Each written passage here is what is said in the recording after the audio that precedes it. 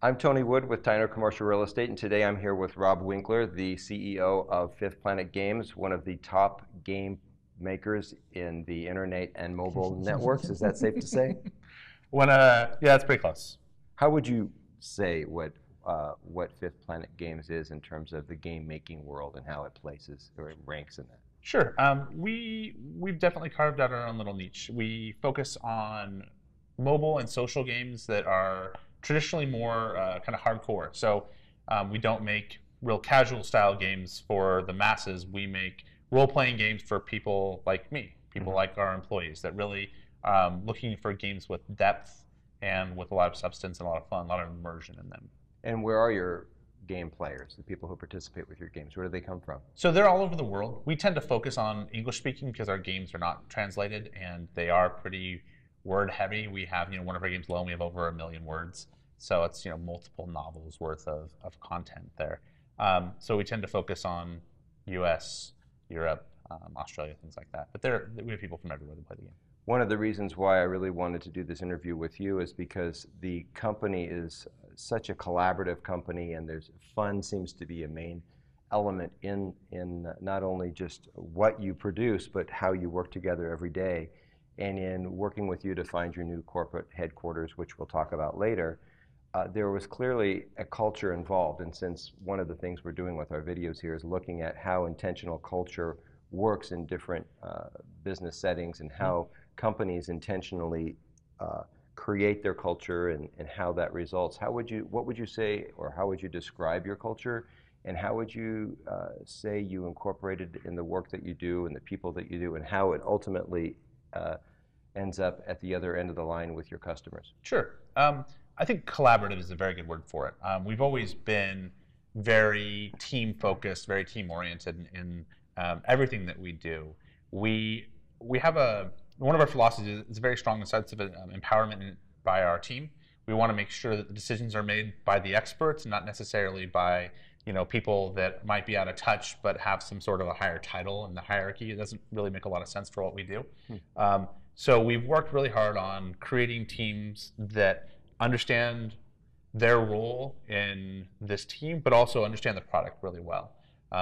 So it helps people feel confident in their decisions, because a lot of times they know the right answer, but they won't speak up because they might not have the experience or the title to, make them feel like they have a say in what's going on. So we've tried to really strip that away since the beginning, and that's been one of the things that's been, a focus of us as we've started to scale.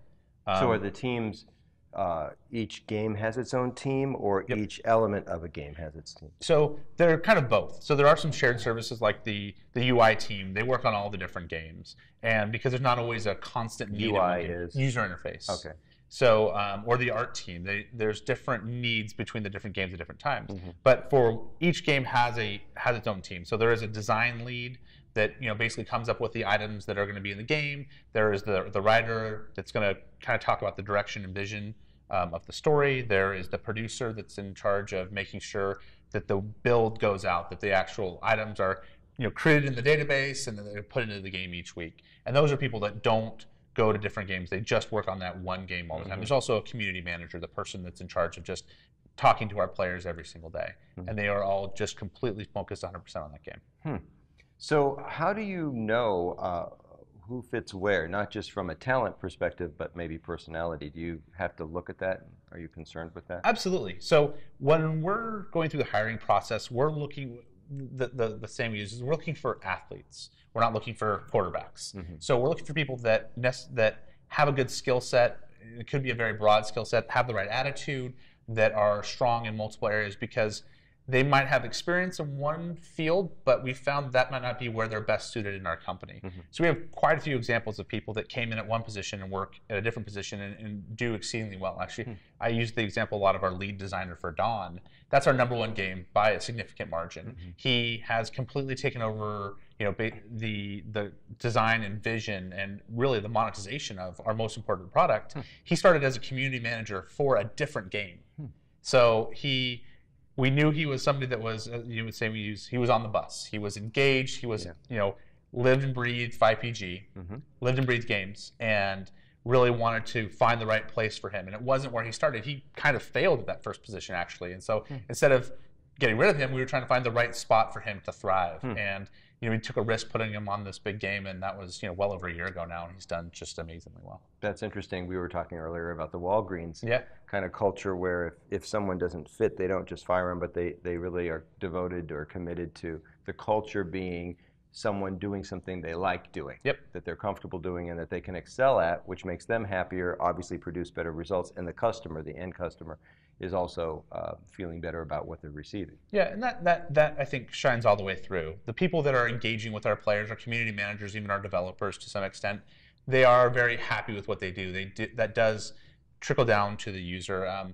There's the kind of the light ways that it does it on the forums, but there's also the more direct way when we have player councils. So that's something that is somewhat unique to our company. We fly our players out for a weekend, and it's like a really intense focus group. How do they win that prize? So it is kind of a How golden many? ticket. It's usually 5 or 6 per game. Okay. And we do it a little under once a year. But we make them fill out a big kind of forum and questionnaire, and it's not only the content, but the way that they answer the questions. So we're looking for a wide variety of different types of players, but when they come in, they always leave just completely with their mind blown, because not only like the stuff that we go over is really cool, but they get to see how passionate the team is about this game and how important it is to us and how personal it is. And so that it's a nice kind of side effect. It wasn't the intent originally, but it's a nice side effect that we have these kind of evangelists now that can go back to the community. They're one of them, but they can say, these people understand what they're doing. They care about it as much as we do. And it kind of, they cut us a little break because of that, which is nice especially for the community team. That's really neat. One of the things I love about the work I do, which I've done for a very long time, is because I don't specialize in one particular niche, be it office or industrial or retail, but I really kind of work project to project depending on what it is, and we kind of apply our formula to whatever that might be. One of the things that is so wonderful is getting to know about these different types of industries, and I mean, I've done everything from an aluminum foundry, right, to a Fifth Planet Games, which is just so different. Yeah. But the thing that is consistent is you're usually working with the leadership of the company, and you're really getting an opportunity to get some insight into the company, the product, their customer base, and play a role there in their goals of, in your situation, growth. And let's talk about that a little bit, because when did this start? Whose idea was it? How did you go from that good idea or their not so good idea that turned into a good idea, and then what you've turned into today and where you're headed in the future? So it actually did start out as a not and so why good dragons? idea. Oh yeah, no, that's. By the way, my son and I kid about your games like this. Well, we've got a new game, and he says, "Don't tell me. It's Dragon King." I'm like, "No, it's not Dragon King. It's Dawn of the Dragons." Oh, and we have the new, and we're like Dragon Son and Dragon Life and Dragon Kids, and it's so fun because it's just such a who doesn't like dragons and who isn't intrigued with dragons? So you got to tell me about. Is there some sort of double entendre with the dragons, right? And is it symbolic for some sort of human battle that we're in every day? That's a whole other story. So go back to my first question. So the company was actually started by me and a small group of friends, just a few of us that some of us met a while ago, some of us met recently, but we all kind of connected through playing online games together. So we used to play a lot of EverQuest, and then after that, many years of World of Warcraft. So we led like a hardcore raiding guild. Like it was something we were just really, really into and we were really good at. And we used to talk a lot about the game. We used to play the game a lot, but we used to talk a lot about the game, and then just kind of would get the idea in our head that we could make a better game, which was not necessarily true, but it motivated us to like see what we could actually do. So the first idea was the bad idea, which was we were going to make a browser-based MMO. So games like World of Warcraft are considered MMOs, massively multiplayer online games. Those are extremely difficult to do. So we started to do that first, which was never going to happen. But it gave us the opportunity to kind of get our foot in the door, start learning about the industry, start going to every conference we could, start making connections. And then after about 9 months, we figured out how bad of an idea it was. And then that's when we decided to pivot. And we decided that Facebook was an opportunity for us. This was late 2009, early 2010, for us to actually make a game that people could play. And we took a lot of what we learned there and applied it to our first game, which became Dawn of the Dragons. In terms of the theme, it was something that we were passionate about because it's something that we always liked. That those are common themes in games like EverQuest and World of Warcraft and these other games. This fantasy was something that was exciting and engaging to us, and dragons are just kind of the pinnacle of that. That's what makes some of these things epic and awesome. And so with the theme of Dawn of the Dragons, which is like the beginning of the the Dragon Wars and all the just so much awesome stuff to come. And so we felt that was a good kind of setting to start our game, and we kind of built from there. Good. Did you start on Facebook, Yeah. basically? That's where you really began this, you launched this kind of platform. Yep. And then from there, what happened that kind of there's an exponential growth, wasn't there at some point? How long did that take to get there, and what do you attribute that to? It took a little while. Besides the brilliance of the idea, because some of it is just simply, it was attractive. Yep, it was the kind of, we made a decision early on after the launch of the game, once we found out that it could be successful, that we really wanted to double down, that we wanted to focus on growth. We didn't want to just try and be a one-hit wonder. So we really tried to reinvest as much as we could into the company, started hiring smarter people than us, just tried to really always make sure that we had good, smart people around. And then the thing financially that really helped us is that we started to diversify our platforms. So we were only on Facebook for a while. Facebook came out with Facebook Credits in 2011, and it was basically like a tax on what we were doing. And so we kind of figured out that if we want to survive, we need to make sure that we're not 100% reliant on Facebook. So we found other platforms like Kongregate, eventually mobile, on Apple and on Android phones that didn't cannibalize our existing market, but were, in addition to that. So it really helped us grow because we'd already done all of the hard stuff, which was make a fun game that monetized. Right. We just needed to put it in front of more users. This allowed us to do that in a very, very significant way. So today we're really aware of the fact that some people are quoting as much as 70 to 80% of the consumer activity is going mobile now, and companies are really focusing on that. So Rob, I'd like you to tell us a little bit about the mobile app, where that came into play, and what impact it had. Yeah, so about a year ago, we decided that we really wanted to up our mobile presence, and we felt that it was another opportunity, like you said, that for growth for our company that we had employed in the past. It was purely going to different web platforms, and this was a whole different device. So it was a bit of a daunting task for us at first, but we launched our first game, which was also Dawn of the Dragons on mobile, right about a year ago. We felt that was us kind of putting our best foot forward. It was a game that had been really successful on web, and it's done phenomenally well for us on mobile so far. So since then, we've launched, we ported another game, Legacy of a Thousand Suns, over to mobile, and the next title that we're working on is a brand new title, and it's going to be released on mobile first. So we'll eventually launch it on web, but we're going to launch it on mobile first, which is the opposite of everything we've done before, just because it's such a great opportunity, and this specific game style and type lends itself better to mobile. It's more popular than it is necessarily on web. So the real purpose of this series is to empower companies in the area of intentional culture and how it works and managing within it and the end result of it. And we were talking a little bit about when you go to institute a new culture or intentional culture into a workplace setting, what will immediately or very shortly appear is an existing culture that wasn't intentional.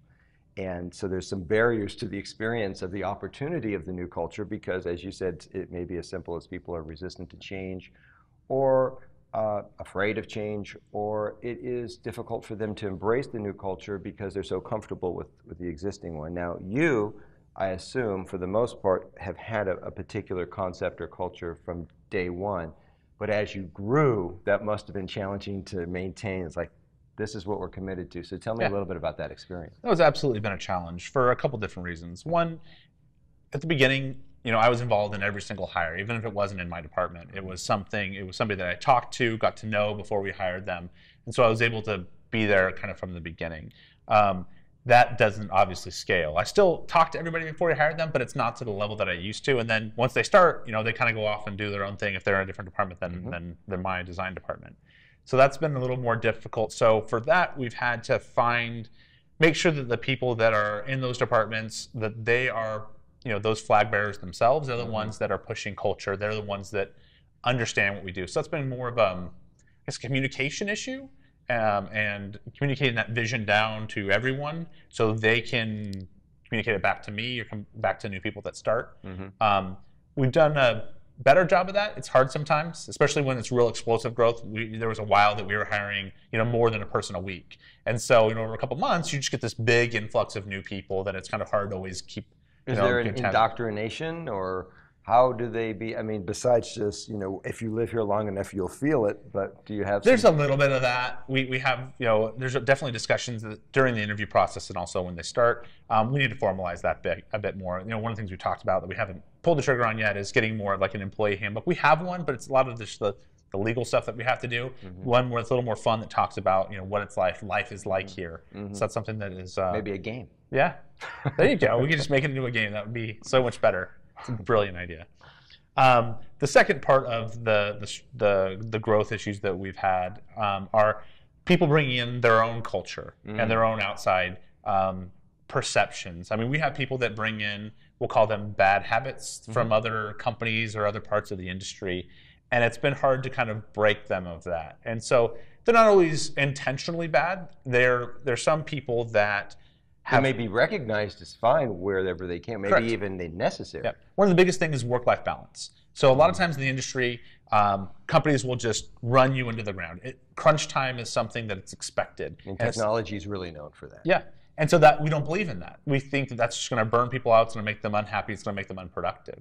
So we have sometimes people that feel that they have to kind of prove themselves by coming in at 7 a.m. and staying until 7 p.m. every day and working on the weekends. And we have to kind of break them of those habits of well, first of all, you really should be able to do it in your normal work day. If you can't, then let's look at why that's happening and we can make adjustments. But it's also, you need to be happy outside of what we do here. It's great that you like hanging out with people and working, but we got to find the right balance to make sure that you're happy, that your family that's supporting you is happy, all the different things around you. So that's been one of the more prevalent, one of the harder things to kind of break people of, that it's okay to go home. You should go. Interesting. Should relax. So I have been to, when we started this, you had just moved into like a 6,000 square foot space, and now you're in a 20,000, and who knows when you may be 40,000, right? So when you, in our search for the space, it was quite challenging because as we discovered early on, it wasn't so much the culture and the collaborative. That's common in many different types of businesses. But you had some very specific goals with regards to tenant improvements that not only were unusual, but that most landlords would be sort of coming from a place of, you want that, you can pay for it, right? In this space here, pretty much every interior wall is either glass or whiteboard paint. And you can write on just about every service that there is throughout the space, which you actually do utilize, and we'll have some more tape of that later about that. So as we went through that process, and it was frustrating because a couple of times we thought we had landed at the right place, but when it come to TIs, we really ran into resistance for this type of TI.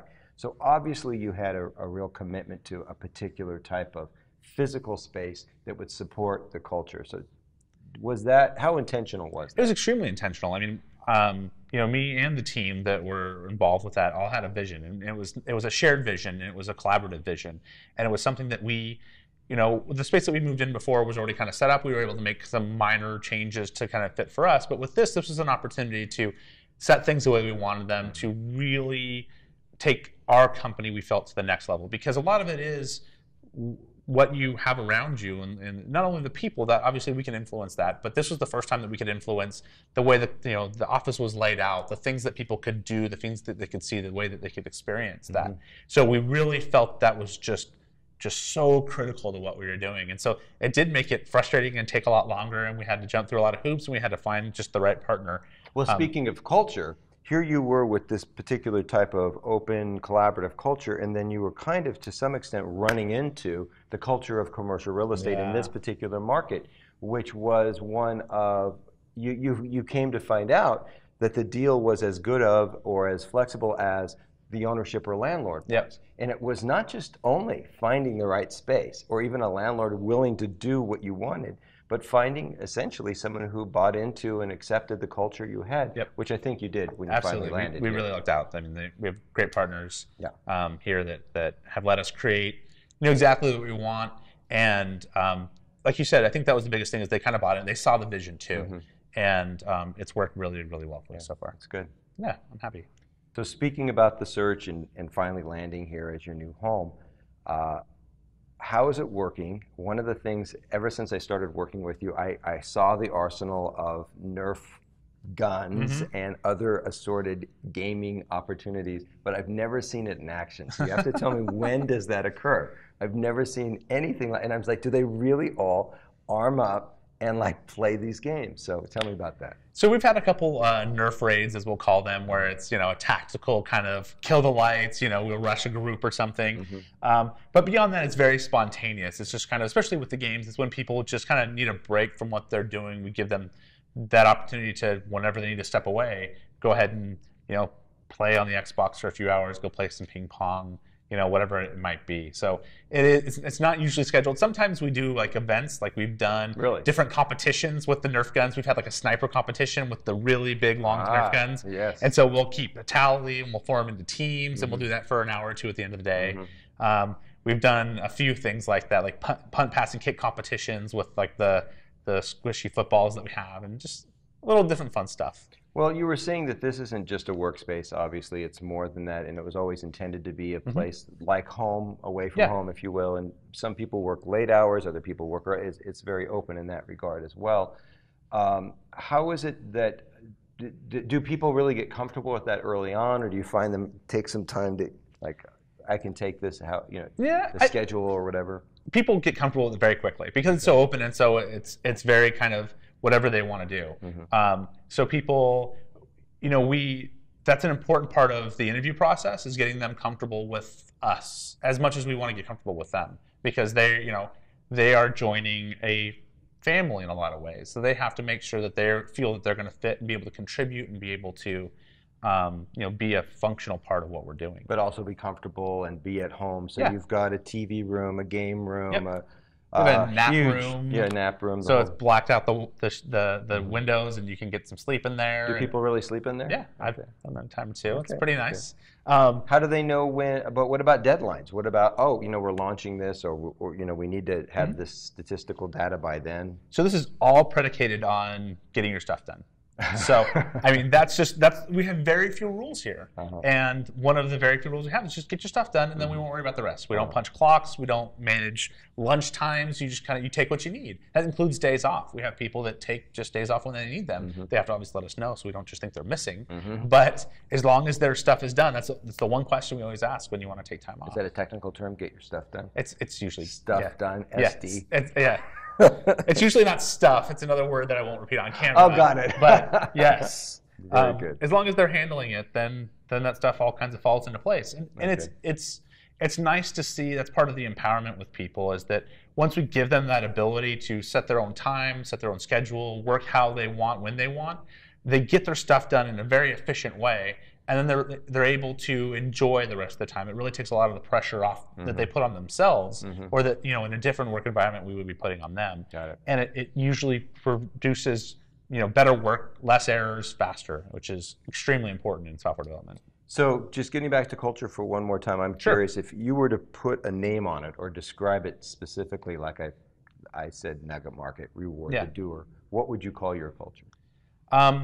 Collaborative is the best word that I can use to kind of all-encompassing, because it goes beyond just the work process that we have. It's we do a lot of team building exercises, and they're not even really exercises. It's like we'll rent at a theater and we'll take our all of our employees and their families to the movie, and we will go race go-karts, we'll go do paintball, but it's all kind of team-oriented, working together.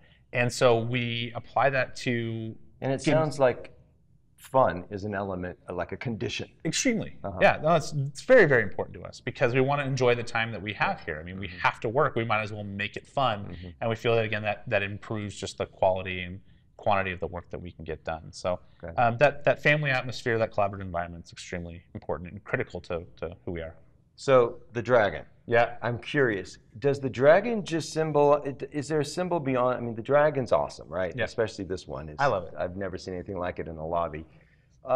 Does it mean anything more? Do you ever think of it in terms of the double entendre of a dragon, the human struggle, or is it strictly this is fun? These are dragons. They're killing each other, or we're killing them. Just for me personally, and for the company, it does have more significance because this was the first dragon in our first game, and this particular one. And so this was at the end of the original content that was in our first game. And if you got there, it was like this big build up, and it was this just epic moment. And so. When we actually commissioned this, we didn't tell our employees.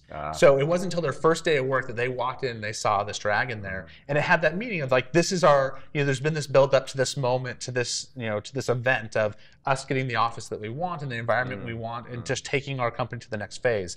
So that, every time I see it, it reminds me of, the struggle and the progression and the hard work that we've put in to get to this really special place and moment in time that we have right now. That's great. Yeah. So just wrapping up, what would you say attracts people to Fifth Planet and the games that you create and this working environment that you've created? I think we look for, and people look for the same thing in us, a passion and a drive for what we do. I think that the people that we're looking for are looking for that in us. So they want to make sure that we're not making games just to try to make a profit or to try to, focus on the analytics and squeeze every dollar out of a player that we possibly could. The people that we want are attracted to us because we care about our players, we care about our employees.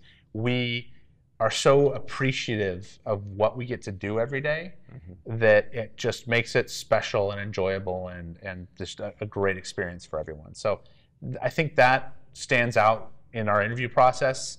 And people want to come to work here because they just want to be part of the kind of what we've built. And do you get that feedback from your customers, from your players? Do they differentiate you from other game companies or the games that they play with you because of? Yeah, because the way we treat, they don't see too much of the way we treat our employees. They know our employees are very happy, but the way we treat our players is very different. It is very, we are very open with them. We are very transparent. We are all very, very accessible too. There's a vast majority of our players that have my email or have my Skype ID. There's actually a good chunk of players that have my cell phone number, which luckily they don't use. But we are accessible and available, and they really appreciate that. That goes a long way with our community. Well, again, I think the openness and the fun shows in this interview, and I really appreciate you taking the time. No problem. I enjoyed it. Thank you. Thank you, buddy. Yep.